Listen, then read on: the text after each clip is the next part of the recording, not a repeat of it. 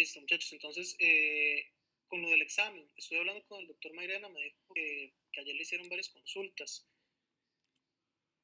principalmente sobre lo del tiempo y esto que con el examen.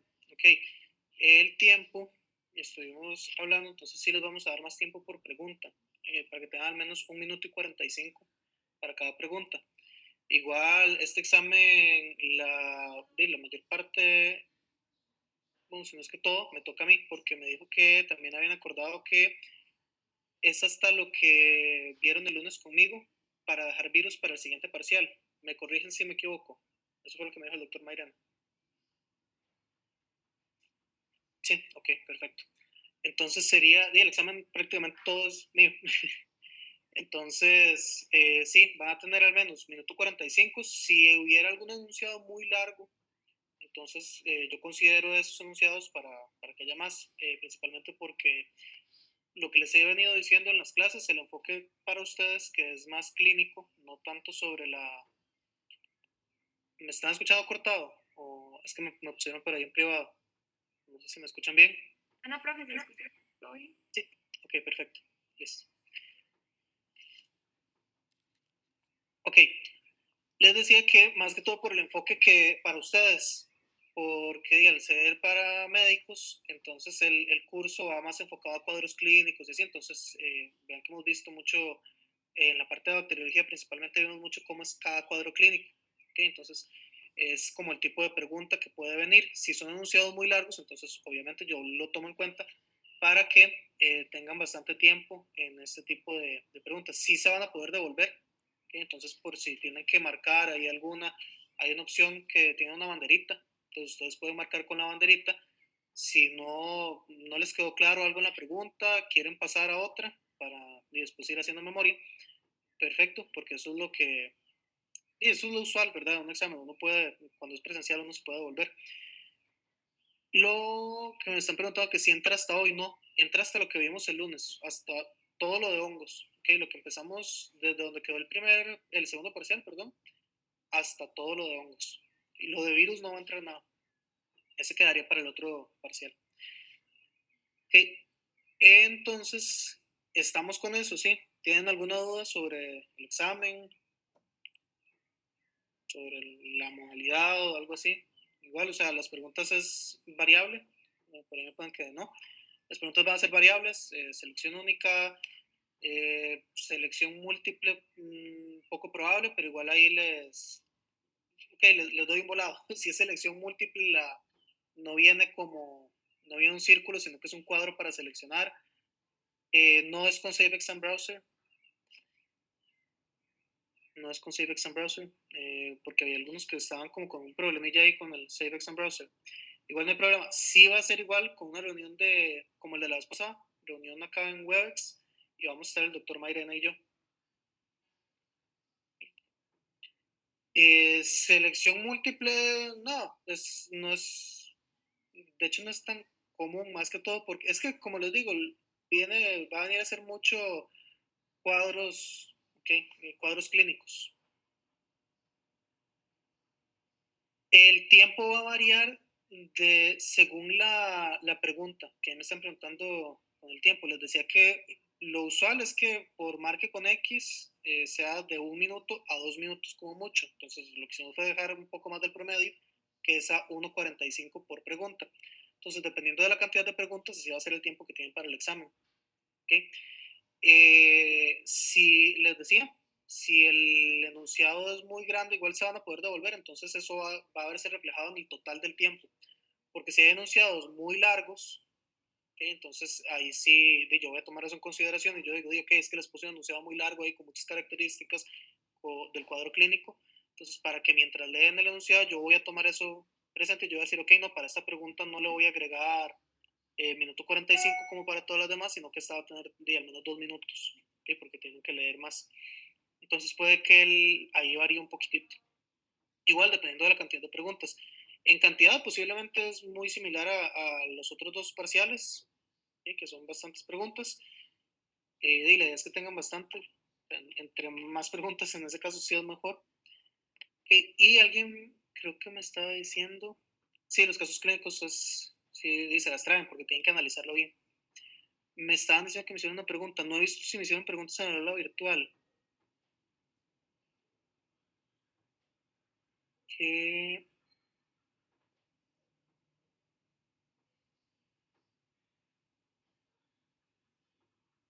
Ok, ahí tengo una pregunta del exantema, que cuando se habla de exantema centrífugo es de las extremidades hacia el tronco, correcto.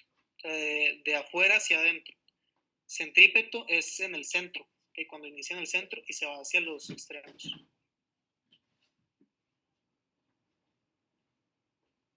Y la persona que me dijo que me hizo pregunta en aula virtual, ¿era sobre la materia?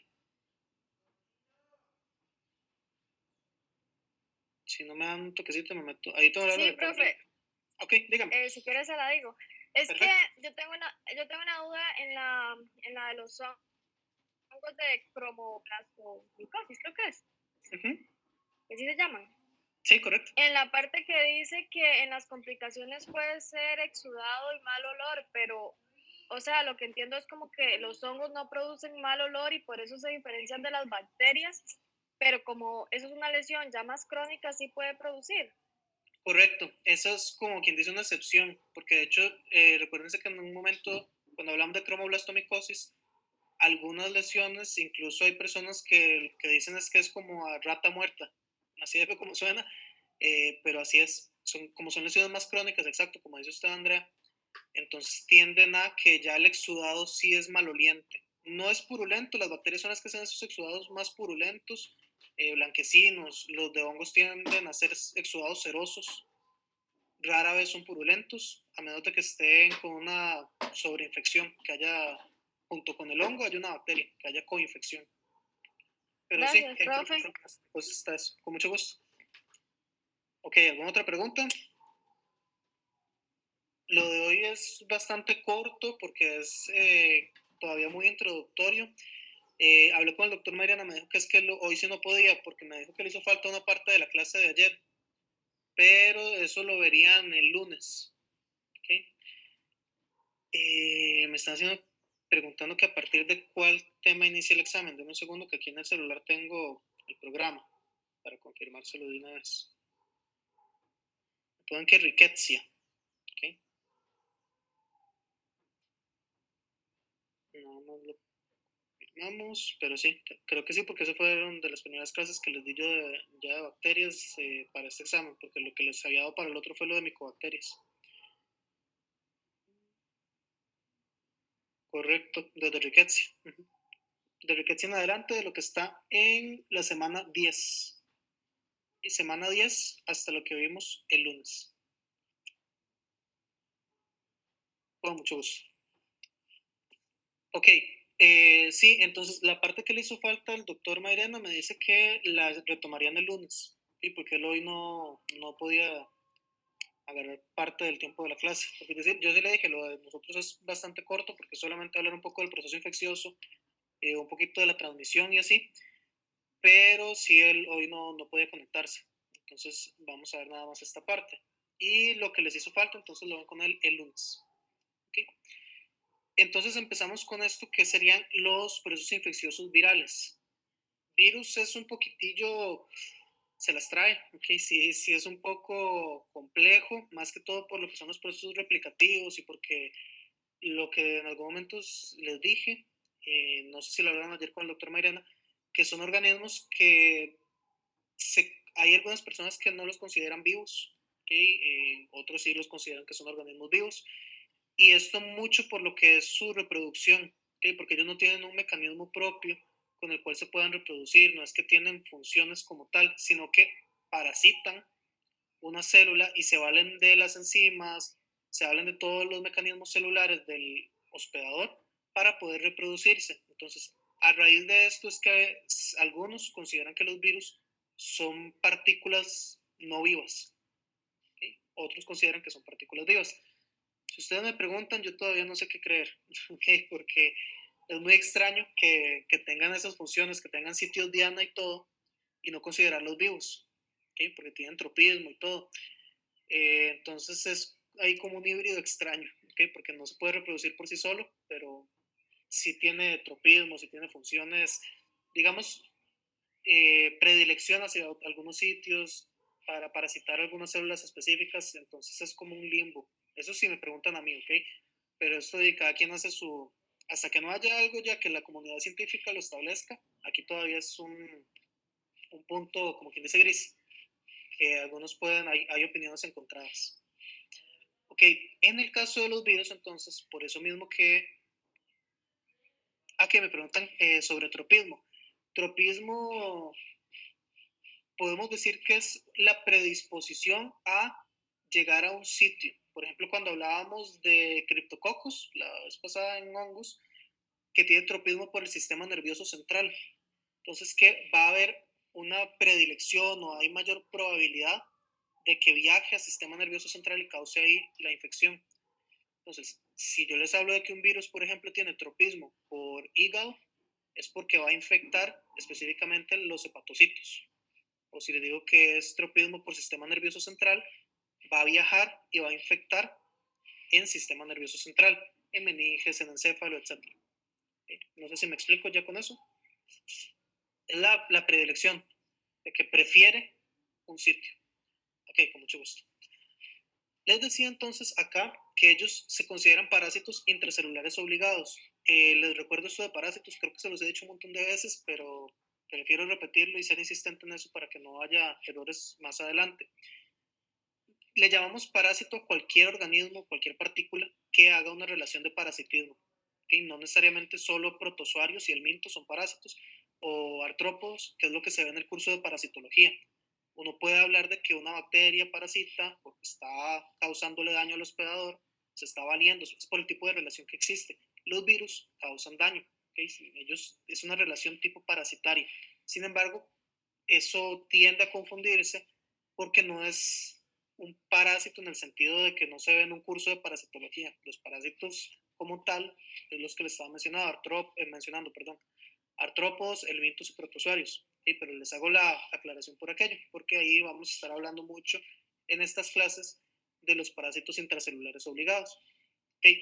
Ahora sí, después de la hablada que me eché, ellos son intracelulares obligados porque no tienen la capacidad de realizar sus funciones por sí mismos. Entonces, necesitan la maquinaria enzimática de la célula hospedadora o la célula diana. Diana es como los tiro al blanco, que a eso nos referimos con célula diana, es el lugar donde va a infectar. Entonces, utilizan esa célula para poder reproducirse o replicarse, se le llama, y así poder existir. ¿Okay? Sigue o permanece el virus existiendo. En el ambiente ellos se encuentran en un estado, podemos llamarle que es una especie de latencia, porque no, si no están infectando, nada más están existiendo, ¿okay? No realizan ninguna función en el ecosistema hasta que estén infectando. Ellos, la determinación, perdón, de los síntomas en las virosis va a estar dada por diferentes factores. En primer lugar, lo que es la capacidad del hospedero o hospedador para evitar la propagación y resolver la enfermedad. Entonces, eso tiene mucho que ver con el sistema inmunológico. Vean que, por ejemplo, de mucho en lo que estamos viviendo con el SARS-CoV-2, que hay personas que desarrollan sintomatología, hay personas que cursan asintomáticas, hay personas que mueren, hay personas que les da diarrea, hay personas que les da sintomatología respiratoria, es muy variable. Y eso es por mucho, tiene que ver con el hospedador, ¿okay? Que si lo logra eh, detener cuando está causando la infección, entonces evita que el virus se propague y si no hay propagación, no hay sintomatología y se resuelve la enfermedad. Y mucho, ¿por qué les digo que mucho tiene que ver con el sistema inmunológico? La sintomatología de los virus, vamos a ver que es una respuesta inmune. ¿Okay? Sí causa, sí tiene efecto citopático, ¿okay? No quiero que me malentiendan en esto porque el virus sí causa daño a la célula, eso es un efecto citopático, pero mucho de la respuesta que va a tener el hospedero es por la reacción inmunológica. La inflamación, por ejemplo, que va a causar que haya secreciones, porque son respuesta inmunológica para barrer el organismo que está ahí, el organismo nuevo, que es algo que no se ha reconocido por el sistema inmune, que lo reconoce como extraño. Entonces se generan secreciones para barrer, hay inflamación, hay aumento en la temperatura corporal, hay fiebre, para eliminar todo ese tipo de partículas. Entonces, por eso es que la capacidad del hospedador es la que tiene mucho que ver con la sintomatología y la gravedad. Además de esto, la gravedad, más que todo, va a tener mucho que ver con la importancia del sitio Diana. ¿En qué sentido? Okay. No es lo mismo que el virus ataque las células a nivel de tracto respiratorio superior. Hablemos, no sé, por ejemplo, que el epitelio nasal, que es en vías muy, muy altas, que son ese tipo de virus que el típico que le dicen a uno que se cura con una sopa de pollo. Esto no está del todo incorrecto, ¿ok? Porque son virus que no resisten temperaturas altas, entonces se albergan en la porción más superior de las vías respiratorias. En este caso, entonces, no, la sintomatología y la gravedad de ese cuadro viral tiende a ser leve. No va a ser igual, por ejemplo, si estamos hablando de un virus que ataca los hepatocitos, que daña a nivel de hígado. Ahí es un órgano más crítico, podríamos decir, y lo hago entre comillas porque depende también del virus. ¿Okay? Por aquí tengo una pregunta, voy a revisarla y ahorita sigo con este punto. Dice, un virus puede mutar en cada persona que entre siendo medio mortal, por ejemplo, que la persona mute y salga mucho más mortal, o no puede ser de persona a persona, sino que tiene que pasar por varias antes que se produzca un gran cambio. Vieras que la tasa de mutabilidad de un virus es muy alta. Puede ser que en una persona mute bastante. Y ellos van a mutar cuando coexisten con otros virus. De hecho, esto pasa mucho con las hepatitis y con los virus tipo influenza, ¿okay? Que ellos están coexistiendo, influenza A e influenza B, por ejemplo, en una gallina, y hacen intercambio de partículas. Hay una misma célula que está infectada por ambos virus, entonces se hace una replicación del material genético y ahí se da una mutación. Entonces es un virus que puede que mató a la gallina y a nosotros no nos vaya a hacer nada, que ni siquiera nos infecte, porque mutó. Como puede ser un virus que a la gallina no le haga nada y a nosotros nos mate. Y los virus tienen una tasa de mutabilidad muy alta. Al pasar de un organismo a otro, puede mutar. Solo de uno a otro. En el caso, vamos a ver, sí, que me están diciendo que grave estoy en el COVID. Sí, los coronavirus, vamos a verlos más adelante, los coronavirus tienen una tasa de mutabilidad bastante alta. Hay unos que no mutan tanto, algunos tipos de virus, pero lo que son los coronavirus, los virus influenza, mutan muchísimo. Y desgraciadamente, ahorita estamos en presencia de uno de los que son bastante ágiles en ese sentido, que mutan mucho. Ok, seguimos con lo del sitio Diana. Dependiendo, o sea, no sé si me expliqué ya con eso, pero para cerrar ese punto, dependiendo de qué tan importante o qué tan vital sea el órgano, las células de ese órgano que está atacando, así va a ser la gravedad de la enfermedad. ¿Okay? Les repito, no es lo mismo un virus respiratorio de vías superiores a un virus que causa meningitis. ¿Okay? Eso va a ser bastante la diferencia. La virulencia de la gente también, vean lo que les estaba diciendo, y es el típico que estamos ahorita con el SARS-CoV-2. Hay cepas más virulentas. ¿Qué quiere decir eso? Que son cepas que tienen mayor capacidad de provocar enfermedad o que tienen más factores que agravan la enfermedad. Entonces, al haber cepas más virulentas, podemos estar en presencia del mismo virus, pero con algunas variaciones.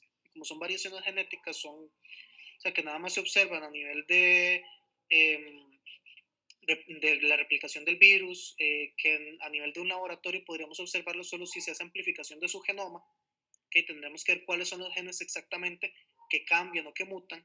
Entonces son cambios muy pequeños, pero que a pesar de ser tan pequeños, pueden cambiar mucho el virus, haciendo que o se le quite la virulencia en esa mutación, o que pase de ser un virus que tiene bastantes factores de riesgo a que, por ejemplo, ya esta nueva mutación afecte a personas que no tienen factores de riesgo y les puede causar la muerte.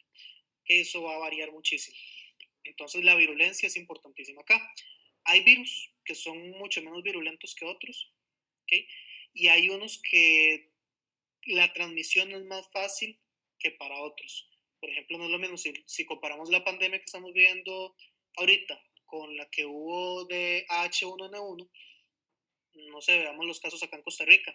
En Costa Rica hubo muy pocos casos de H1N1, pero si comparamos la mortalidad con esa cantidad de casos tan baja, podemos decir que fue un virus más mortal. ¿Okay? No quiero decir con esto, no me malinterpreten, porque ahora ya estamos viviendo una época difícil en esto, que cualquier mala interpretación se puede prestar para muchas cosas, más con este virus. No quiere decir que el virus no es importante o que no hay que creer en la pandemia, no, para nada. O sea, es grave.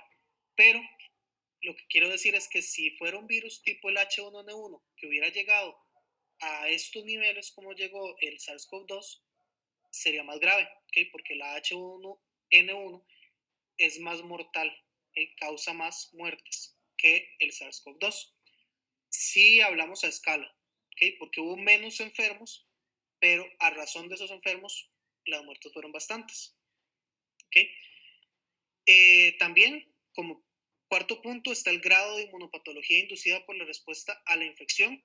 Es importantísimo eso también, porque porque dependiendo de cómo sea la sintomatología que se desarrolla, dependiendo de cómo sea la respuesta del cuerpo, así va a ser la gravedad de la infección. Hay algunos virus que no levantan respuesta inmunológica fuerte, entonces, por ejemplo, no hay fiebre. Eh, Hay virus que causan fiebres muy altas, que incluso las personas con esas fiebres pueden convulsionar, pueden tener alucinaciones con fiebres tan altas. Entonces, eso depende de la respuesta inmunológica, el grado que llegue esa respuesta inmunológica. Eso es la inmunopatogenicidad, ¿okay? O la inmunopatología. Y como número 5 sería la capacidad del hospedador para reparar el daño. Esa es otra. Va a tener mucho que ver o va muy de la mano con el tejido que haya afectado, ¿verdad? Con el punto número 2 de la importancia del tejido diana. No es igual si la capacidad del hospedador para reparar es buena a que si esa capacidad está disminuida. No sé, puede ser por alguna enfermedad de fondo, no sé, una persona diabética, una persona hipertensa, etcétera. Hay muchos factores que pueden hacer que esto varíe. Igual, no es lo mismo que Andrés Vargas y no sé cuál el primer nombre que vea por aquí, Esther, que hace poco me hizo una pregunta. No es lo mismo que Esther y que Andrés Vargas, los dos podemos tener el mismo virus, hablamos de varicela, pero yo voy a responder diferente. ¿Okay? Tal vez Esther se le hizo una ronchilla y desde ahí le quedó nada más una cicatriz muy pequeña, y a mí se me hicieron unos volcanes horribles, hay casi que unas ulceraciones en la piel, porque mi respuesta fue muy grave y duré mucho en sanar, ¿okay? Porque mi cuerpo no respondió de la misma forma que el cuerpo de Esther. ¿Okay? Entonces también el hospedador, qué tan fácil sea para el hospedador reparar el daño producido por el virus, va a hacer que la sintomatología y que la gravedad varíen. ¿Okay? En resumen, esto va a variar mucho según el virus y según el hospedero.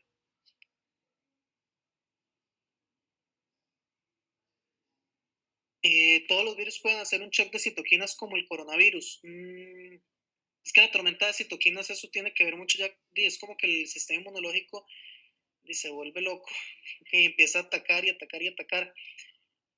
Mm, depende de la respuesta inmunológica que logre levantar el virus. Porque, y van a ver que cuando me hagan preguntas sobre virus, les voy a poner mucho el ejemplo de esto de los rinovirus, los que van mucho a la parte superior de las vías respiratorias, que son virus que cursan, digo, hoy cierta secreción nasal, malestar general, tal vez un poco de fiebre, pero se cura muy rápido.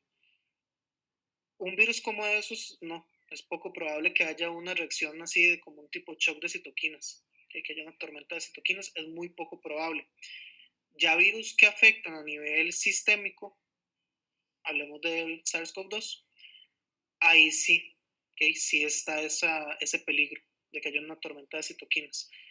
Igual, bueno, la tormenta de citoquinas también es un riesgo de muchísimas enfermedades, de vacunas también hay riesgo. Eso es mucho de cómo responde el cuerpo. Ustedes van a ver, ya cuando empiecen con las rotaciones, con los campos clínicos y todo eso, van a ver que es tan variable y digo, uno es muy frágil, en realidad el ser humano es muy frágil porque incluso al defendernos, nuestro propio cuerpo puede hacernos daño, ¿ok? Porque van a ver que va a haber pacientes que reaccionan hasta un medicamento vía oral en una reacción a nivel cutáneo con síndromes muy graves y es su sistema inmunológico que les está haciendo el daño. Entonces eso varía mucho según el hospedador también y puede ser por el virus. Si es un virus con muy baja virulencia, es poco probable que haya una tormenta de citoquinas. Con gusto. Ahora sí, entonces tenemos por acá lo que son enfermedades virales. Las enfermedades virales, acá les pongo en dónde puede haber. Vean que es bastante variable.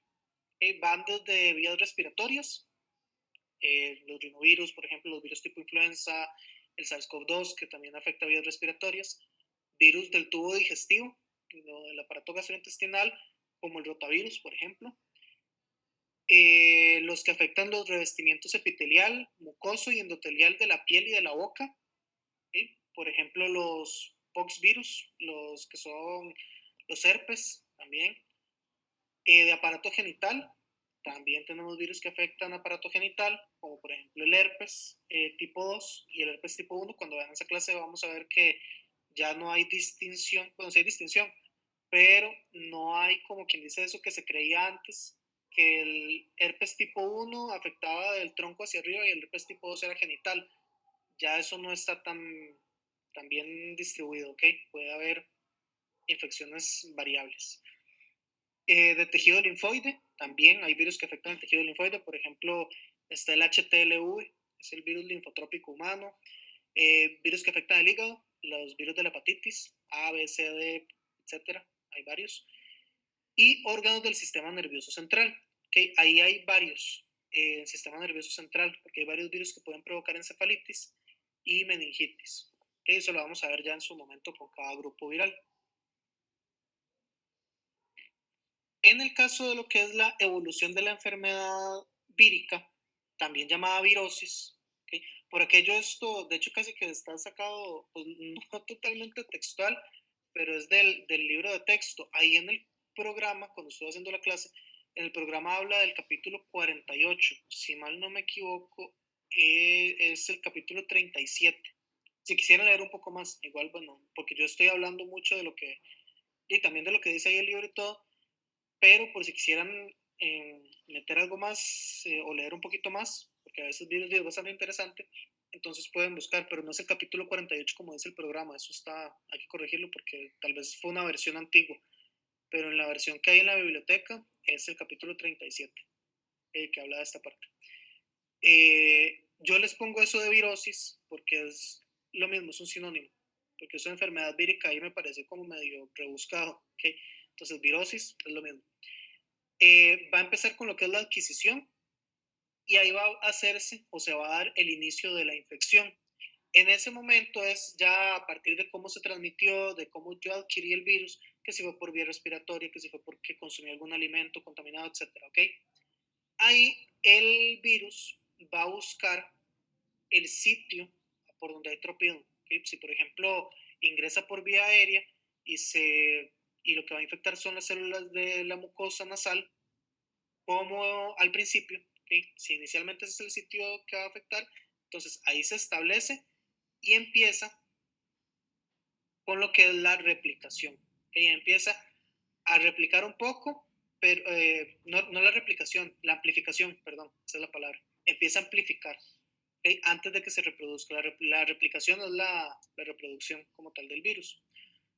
Después, acá es a donde es el momento crítico, por así decirlo, de que si el sistema inmunológico va a lograr contener la infección, porque se activa lo que es la protección innata. Entonces, el sistema inmunológico reconoce el, el agresor, en este caso el virus, lo reconoce como algo extraño y empieza a defenderse. Que va a haber aumento de temperatura, que va a haber estornudo, por ejemplo, estamos hablando de uno que afecta la mucosa nasal, ¿verdad? Que va a haber estornudos para expulsarlo, que va a haber secreción nasal para barrer esas partículas, etcétera. ¿Okay? Entonces, ahí todo es el sistema empezando a tratar de eliminar el virus. Si lo logra, hasta ahí llegó. ¿Okay? Si el sistema no logra eliminarlo, si el sistema inmunológico no logra contener esa infección, Entonces, se empieza un periodo de incubación. El periodo de incubación entonces va a ser desde el momento en el que el virus ya se estableció, que llegó al sitio de infección, hasta que se empiezan a producir los síntomas. Eso es un periodo de incubación. Muy diferente a lo que es un periodo de ventana, que en virus vamos a hablar también de un periodo de ventana. Entonces, si están anotando, para que anoten eso por ahí, ¿cuál es la diferencia? El periodo de ventana va a ser desde el momento en el que se adquiere la infección hasta que se puede detectar el virus, que es muy diferente. Porque, no sé, les voy a dar un ejemplo. El HIV. ¿Okay? El HIV tiene, con las pruebas de laboratorio que se utilizan actualmente, desde el momento de la situación de riesgo, relaciones sexuales sin protección, uso de drogas intravenosas, etcétera, ¿ok? Punción con una aguja o con un instrumento quirúrgico que nos rompa la piel, que ya haya sido utilizado, ¿ok? Desde ese momento que estuvo la situación que nos expuso hasta que se pueda detectar, con las pruebas de laboratorio que hay actualmente son 15 días. ¿Okay? No, en 15 días la persona no va a desarrollar ningún síntoma, empezando porque el HIV es un virus un poco que tiene cronicidad, podríamos decir. La sintomatología empieza hasta que ya está en fase SIDA, ¿verdad? Entonces es muchísimo tiempo después, estamos hablando de años. Por eso la diferencia entre un periodo de ventana y un periodo de incubación. Repito, periodo de ventana va del momento de la infección hasta que se puede detectar el virus. Periodo de incubación desde el momento de la infección hasta que se generan síntomas. Esa es la diferencia. ¿Okay? En ese periodo de incubación el virus está en latencia. ¿Okay? Él nada más está ahí existiendo, pero no causa ninguna enfermedad. No hay efecto citopático, la célula está intacta, no hay ningún daño y el sistema inmunológico no está generando respuestas agresivas. ¿Okay? No hay síntoma todavía. Después se da la replicación, ahora sí en el tejido diana. Si el virus llegó y primero infectó a la mucosa de vías superiores, porque ahí empezó a amplificar y todo, pero el sitio diana es vías inferiores, o yo no sé, necesita llegar a pulmón, el virus ya llegó al pulmón y ahí se replica. Que empieza a utilizar la maquinaria enzimática y la maquinaria genética de todas las células en el pulmón o las células que está afectando y se reproduce, empieza a generar copias. Y acá es a donde sí va a haber ya respuestas inmunitarias, que sería la sintomatología. Y es lo que habíamos hablado de la inmunopatogenia. Entonces es la respuesta del cuerpo la que está causando la enfermedad o los síntomas y los signos. Acá, después de esto, vamos a tener lo que es la producción vírica en el tejido para el contagio. Entonces el virus empieza a pasarse al tejido, no es que se queda solo en las células, sino que empieza a alterar ya el tejido o a infectar el tejido como tal. Y aquí igual viene otro punto crítico, que es la resolución o la cronicidad. Eso va a depender mucho de, nuevamente, hospedador y del virus como tal. Si es un virus que cursa crónico o si es un virus que cursa agudo y si el sistema inmunológico responde adecuadamente y lo elimina o si pasa como que si el sistema inmunológico no lo haya detectado. ¿Okay? Por eso les digo que este ya es otro punto crítico. ¿Resuelve o permanece el virus? En el caso de lo que es la patogenia viral, va a ser dado por la citopatogenia o el efecto citopático. ¿Okay? Esto del efecto citopático es lo que le causa el virus a la célula. ¿Okay? El daño que le hace la patogenia o la patología a nivel celular del virus hacia el hospedador. En primer lugar, okay, bueno, estos efectos van a ser distintos. El número uno sería el fracaso de la infección, que ahí no se observaría ningún efecto, y es porque el virus fue eliminado, ¿okay? Cuando el sistema inmunológico responde adecuadamente. Entonces, en primer lugar, la citopatogenia por fracaso de la infección es que el virus desaparece, ¿okay? No hay efecto como tal. Después, si ya hay efecto, puede comportarse de varias formas, ¿okay? Lo que es la muerte celular, que ahorita les hablo un poquito más de eso, de cómo el virus hace destrucción de la célula. Hay diferentes mecanismos, puede ser porque empieza a producirse mucho y destruye la célula por la gran cantidad de copias en su interior, la célula ya no resiste más y revienta, por así decirlo, o por otro tipo de mecanismos un poco más elaborados, podríamos decirlo. Ahorita los vemos. Y tenemos dos tipos de infección, también como citopatogenia. Sería la infección persistente, que es a lo largo del tiempo, pero cuando es persistente hay sintomatología, que es una infección persistente con sintomatología a lo largo del tiempo. Una infección latente es que el virus está, por así decirlo, dormido, que eso es el estado de latencia. El virus permanece ahí, se puede replicar, hace copias, pero no muchas, no se copia tanto como para destruir la célula, porque no hay muerte celular, sino que el virus permanece ahí. Cuando la célula se reproduce por mitosis, como el virus se pegó al genoma de la célula, entonces se va a reproducir junto con la célula. Entonces la célula hizo mitosis y se dividió en dos células hijas, perdón. Entonces esas dos células hijas tienen el genoma viral también. ¿Okay? Pero el virus está ahí nada más. No está replicando constantemente ni está dañando las células. Eso es latente. Entonces no hay ningún efecto que pueda ser detectado porque no hay sintomatología ni hay signos tampoco.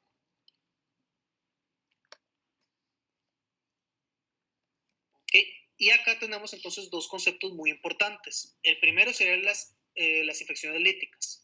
Las infecciones líticas van a ser las que el virus tiene una replicación viral que conduce a la destrucción de la célula diana, la célula blanco. En este caso, lo que yo les estaba diciendo, empiezan a reproducirse y a reproducirse hasta que la célula muere. Eso es el ciclo lítico. De hecho, su nombre es por eso, es porque produce lisis celular. Entonces, acá, ¿qué hace o cuáles son los mecanismos del virus? Evita la reparación de la célula, o sea, ¿y qué hace para evitar la reparación? Inhibe la síntesis de macromoléculas, o enzimas que vayan a resultar tóxicas para el virus. Enzimas, ¿verdad? Entonces la célula no logra repararse y al final termina siendo destruida porque se revienta con la cantidad de copias, que además de eso inhiben que pueda arreglarse. Y el otro sería la replicación del virus ya solamente por la estructura, ¿ok? No fue que inhibió ningún proceso, sino que destruyó porque ahí sí fue tal la cantidad de copias que produjo el virus, fue tan acelerada esa reproducción o esa replicación que se destruye la célula. ¿Okay? También hay una salvedad que podemos hacer ahí. No solamente es que destruyen la célula como tal por la cantidad de copias que se revienta, sino que hacen destrucción en el interior de la célula. ¿Qué es lo que van a destruir? Destruyen los lisosomas. Entonces, al destruir los lisosomas, liberan todas esas enzimas líticas que están en el interior, que están hechas para hacer el fagolisosoma del que habíamos hablado cuando vimos inmunología, que liberan esas enzimas que están en el interior y igual genera toxicidad dentro de la célula y termina destruyéndose. ¿Okay? Después tenemos que hay dos mecanismos por los cuales esas células van a tener cambios. ¿Okay? Va a haber cambios estructurales, para no hablar de algo arquitectónico, ¿okay? Sino que son cambios en la estructura de la célula, la que está siendo afectada por el virus. Vamos a tener que, por expresión de glucoproteínas en la superficie, va a haber fusión de células vecinas. Entonces, cuando esto sucede, se va a hablar de células gigantes multinucleadas. Aquí tenemos un ejemplo, es que les puse acá, que es una célula gigante multinucleada. A eso también se le llaman sincitios. ¿Okay?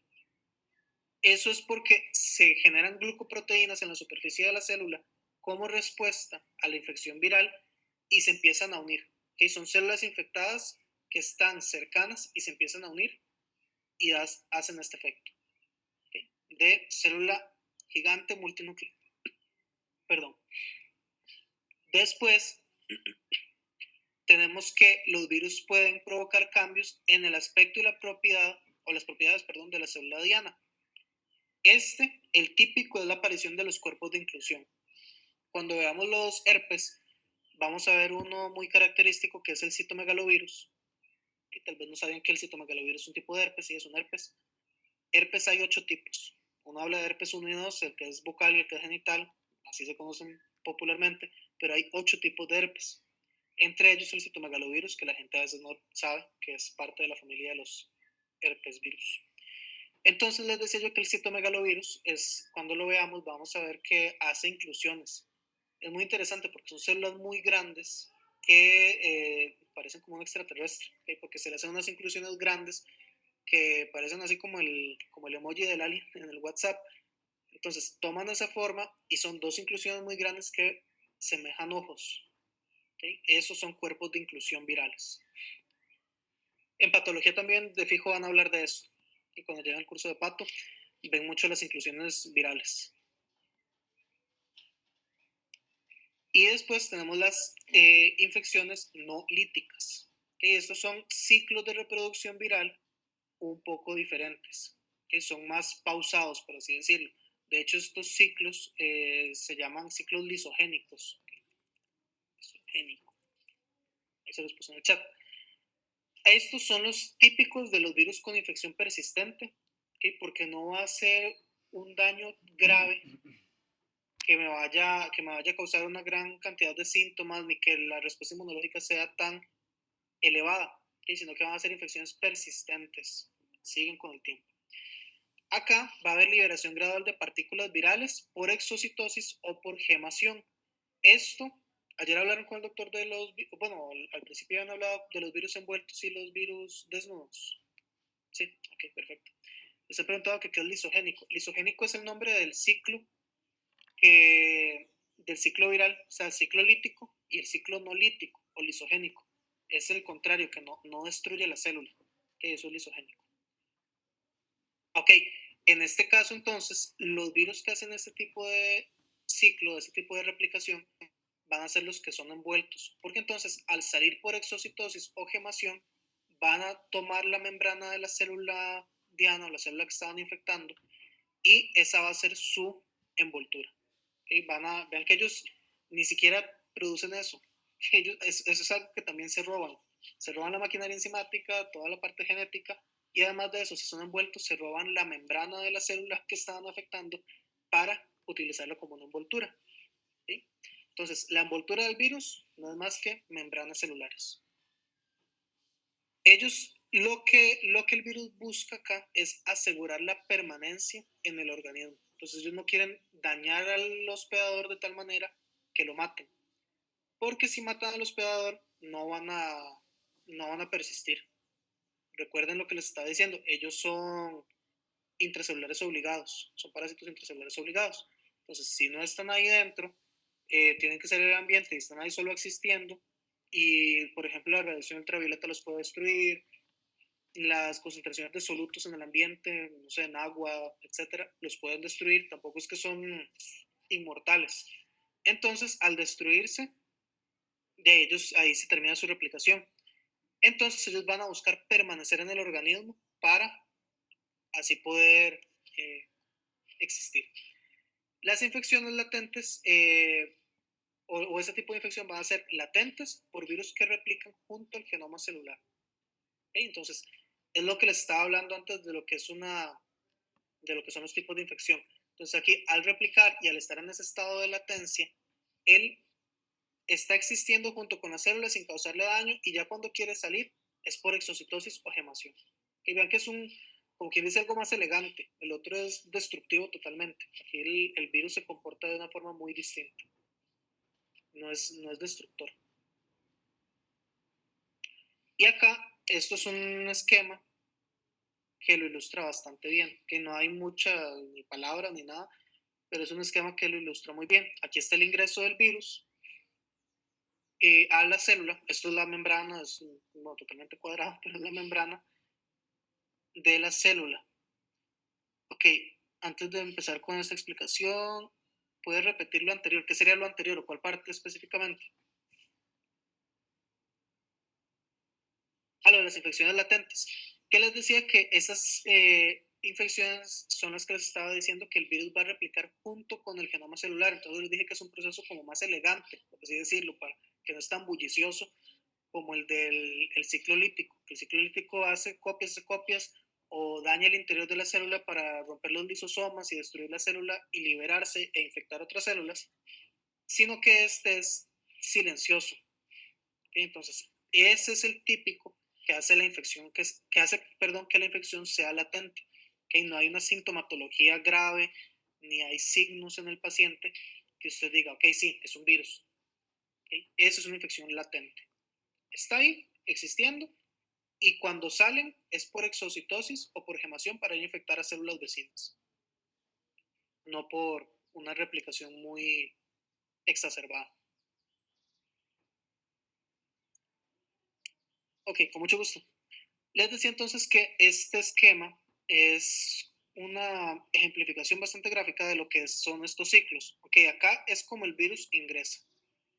Okay, puede ingresar con su cápside o también puede ingresar solamente la parte, ya el genoma viral. ¿Okay? Aquí, por ejemplo, ingresó, veámoslo primero por acá, les voy a explicar los dos y después ya los voy dividiendo. Entonces, ingresa, se libera el virus de la cápside y pasa a lo que es el genoma de la célula. ¿Okay? El genoma de la célula aquí está representado como esta banda clara, blanca, y el genoma viral es la banda negra. Entonces, busca complementariedad para generar copias y utilizar toda la maquinaria de la célula para producir sus partículas, que empieza a generar copias y generar copias y generar copias. Incluso utiliza esto, lo que es la traducción de proteínas, para hacer su cápside, en caso de que la vaya a tener. Okay, eso por un lado.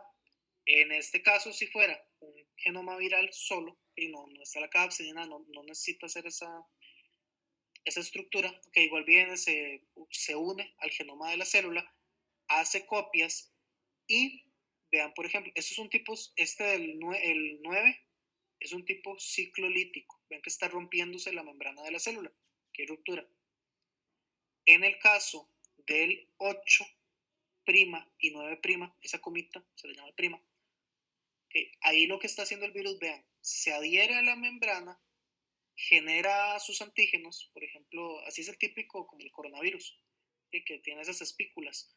Entonces, utiliza todo, porque aquí ya viene con la traducción de proteínas de la parte del genoma celular, para hacerle la identificación al virus como tal, ¿okay? Porque todo esto también es reconocido. De hecho, bueno, muchas de lo que son las vacunas y las pruebas de anticuerpos que se hacen ahorita para el SARS-CoV-2 es para detectar los antígenos Spike, que son de las espículas, de todas las proyecciones que tiene. Okay. Eso es algo propio del virus. Igual él lo genera con la maquinaria enzimática. Todo viene en este ADN o ARN. Toda esa información viene ahí y él va a usar la célula para generarla.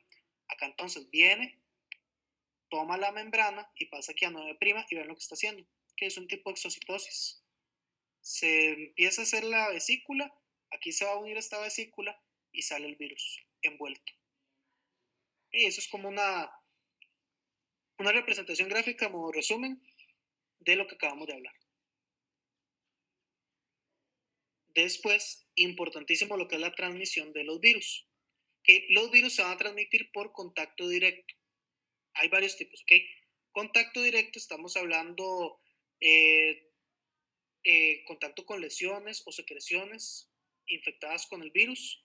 Esto incluye lo que es el contacto sexual, el contacto directo. Ya ustedes saben que hay virus que se transmiten por contacto sexual.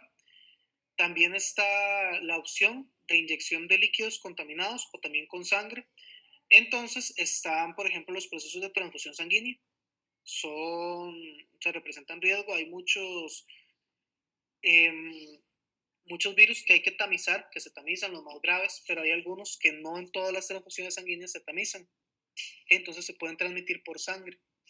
Igual, si estamos hablando de líquidos contaminados y sangre, por ejemplo, si yo fui de sangre a un paciente HIV positivo, en sangre está este virus, que más si tiene una carga viral bastante alta.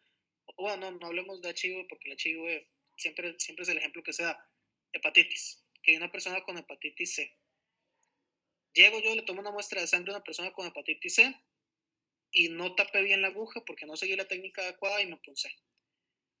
Entonces ahí me estoy contaminando con un líquido, específicamente sería sangre, por inoculación directa, ¿ok? O por inyección.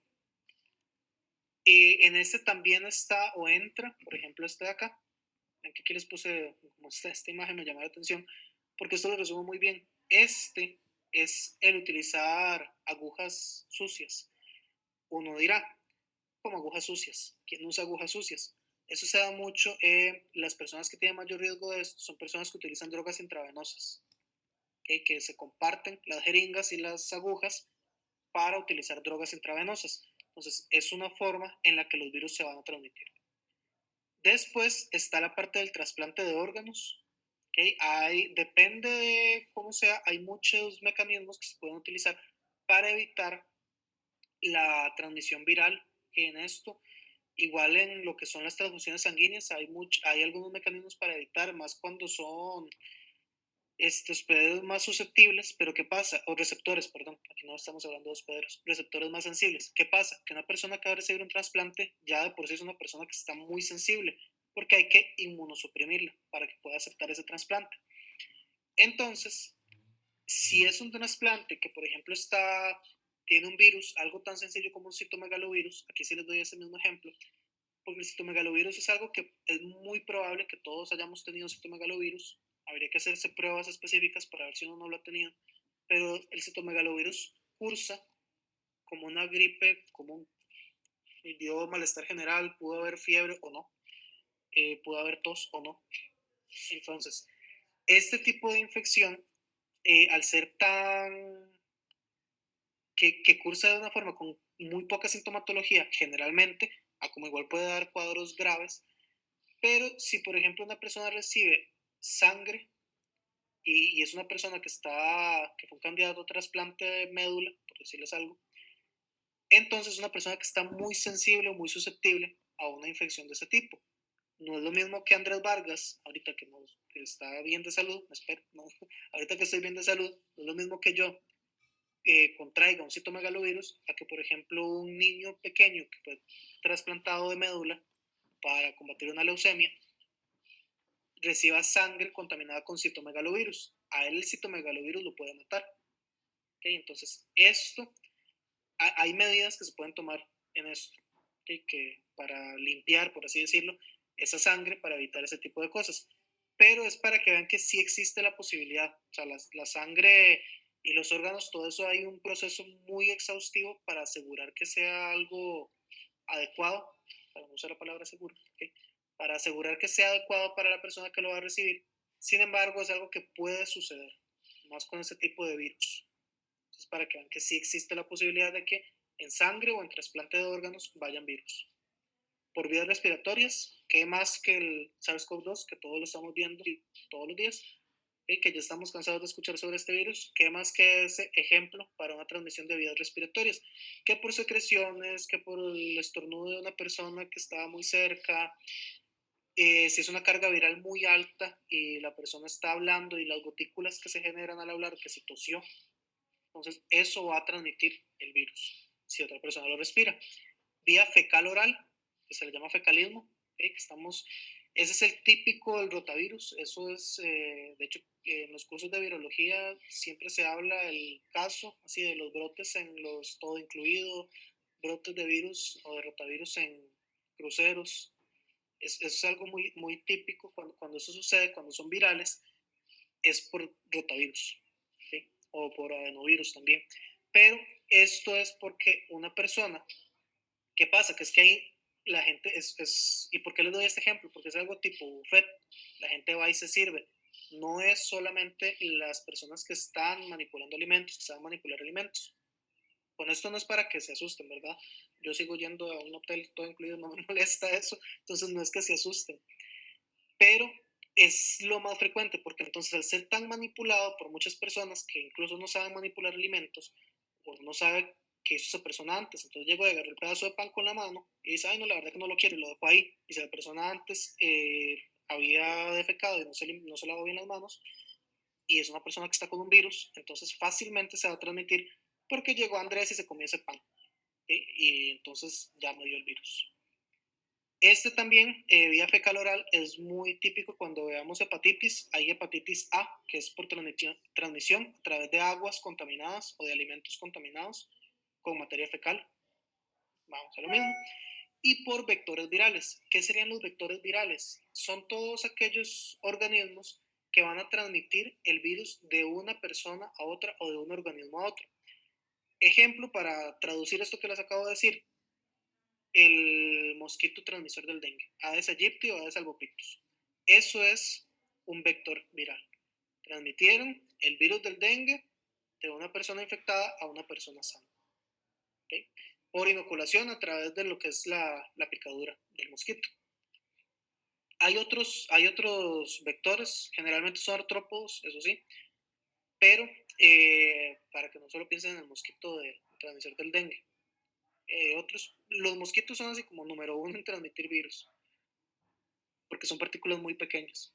Y ya otro tipo de organismos, por ejemplo, protozoarios, helmintos también, o artrópodos, sí hay otro tipo de insectos que los transmiten. ¿Sí? Pero en el caso de virus, principalmente los mosquitos. En el caso de lo que es mantenimiento del virus en la población, va a depender de la disponibilidad del número de personas sensibles inmunológicamente vírgenes. ¿Qué quiere decir esto? Ok, me devuelvo un toquecito que me estaba haciendo una pregunta que ¿qué es fecal oral? Dicho así, coloquial o popularmente, comer caca. Que uno consumió algo que estaba contaminado con materia fecal. ¿Okay? Transmisión fecal oral, que es el típico de lo que les decía de aguas contaminadas o alimentos contaminados con heces de una persona que estaba contagiada por un virus.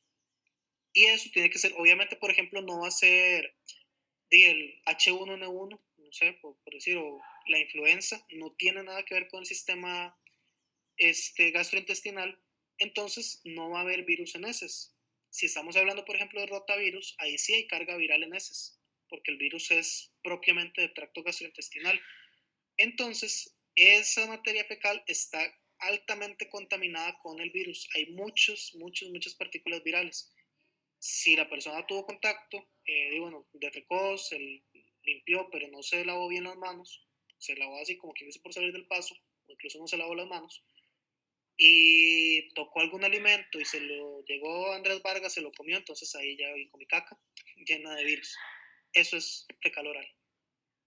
Es el que es que ahora todo es coronavirus, ahora todo es COVID, pero antes había muchas campañas de lo que es la transmisión ano, mano, boca. Es eso.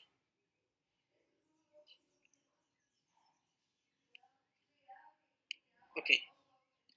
Les decía entonces por acá de cómo se mantiene el virus en las poblaciones. ¿Qué les dije? Que iba a depender de la disponibilidad del número de personas sensibles inmunológicamente vírgenes.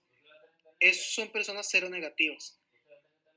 Cuando ustedes hablen, les hago esta aclaración porque hay muchos, de hecho lo escucho de médicos y eso sí me preocupa, que haya médicos que confundan este término, que las personas piensen que seropositivo es alguien positivo para HIV, que uno puede ser seropositivo para HIV, uno puede ser seropositivo para toxoplasma, que es un protozoario, para citomegalovirus. Seropositivo es cero, viene del suero, ¿okay? Que las pruebas estas inmunológicas para detectar el virus, o en este caso el virus, se realizan en suero, sangre, se separa y se utiliza suero.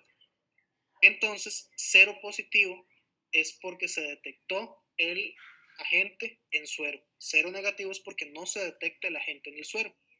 Entonces, una persona cero negativa es alguien inmunológicamente virgen para un organismo como tal, o para una partícula, para un virus, bacteria, parásito, etc.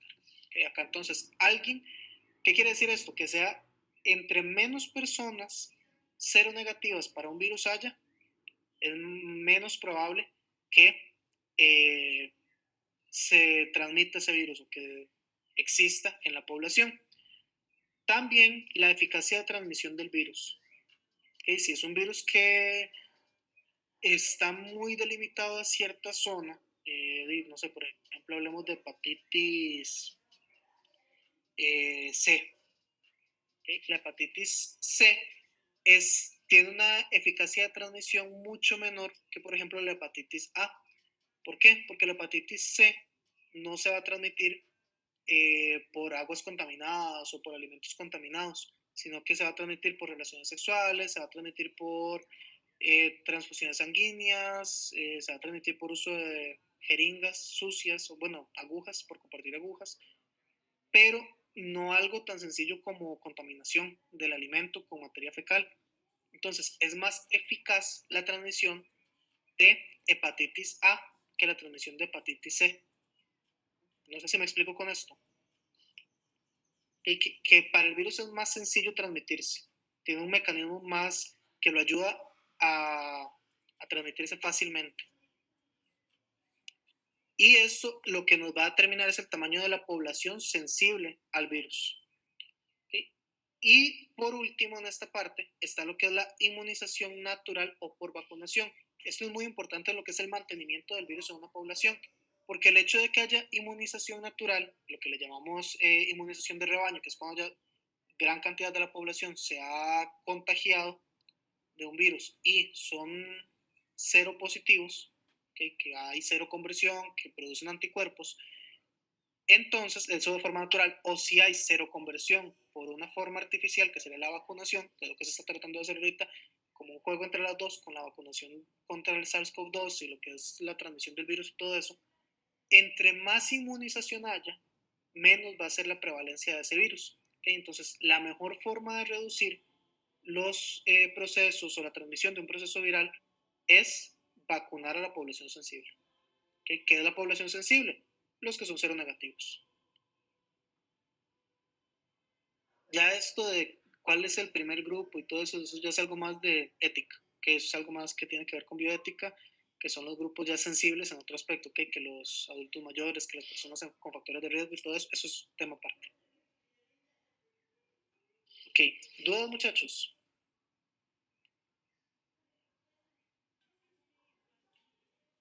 Ok, me están preguntando que si puedo repetir algo del dibujo. Ok, voy a volver un poquito. Este.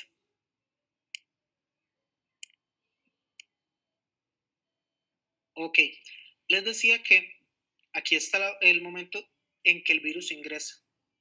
Y aquí el virus ingresó a la célula.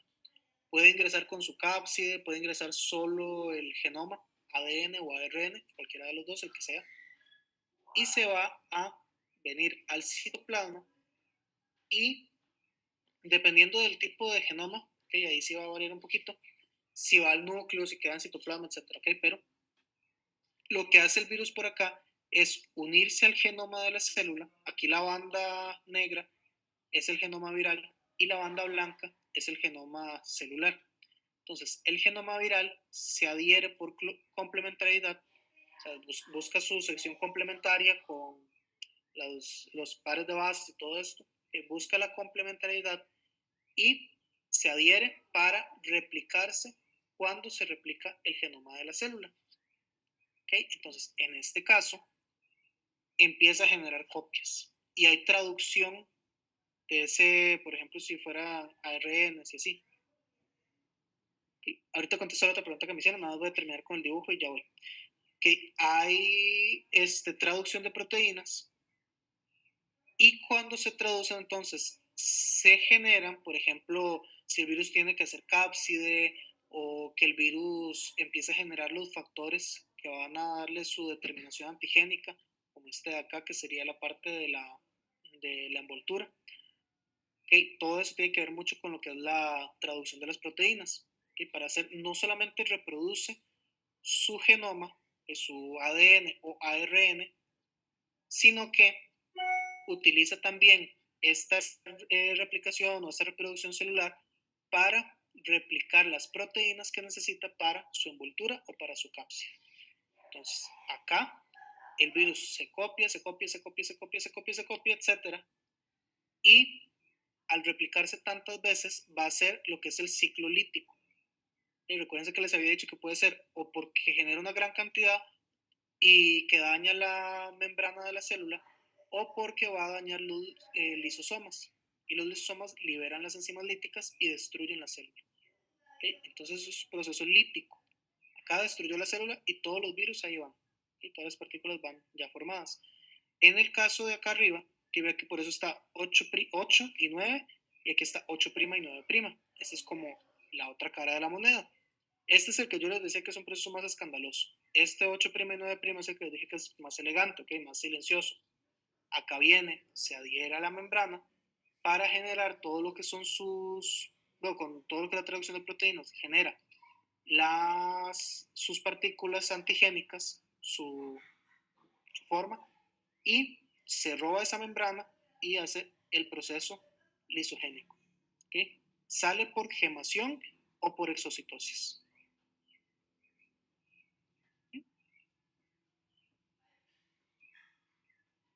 Estamos con este. Okay. Y la otra pregunta, me estaban diciendo que mientras haya más personas seronegativas hay mayor riesgo, ¿correcto? Vamos al ejemplo del COVID. ¿Okay? Lo que se busca es que más personas estén inmunizadas. Entonces, va a ser menos el riesgo cuando ya haya más personas inmunizadas, ya sea por la inmunidad de rebaño, por la gran cantidad de casos y todo esto, o por la inmunización artificial, que sería la vacunación. Entonces, ya va a haber personas seropositivas, que si bien no necesariamente sea que no van a adquirir la infección, como por ejemplo y lo que está pasando con el SARS-CoV-2, puede la persona enfermarse, sí, pero se previene que haya una enfermedad grave, que ya la persona no va a caer en cama o no va a tener tanto factor que ponga en riesgo su vida, por ejemplo. Entonces, cuando las personas ya son seropositivas, el riesgo es más bajo, ahí abajo.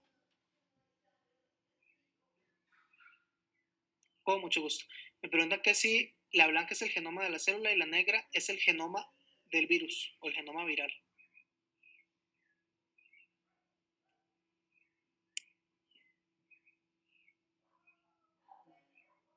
Con mucho gusto. Ok, muchachos, entonces si no hay más dudas, estamos por hoy. Perfecto, chicos, con mucho gusto. Hasta luego, que tengan muy buena tarde.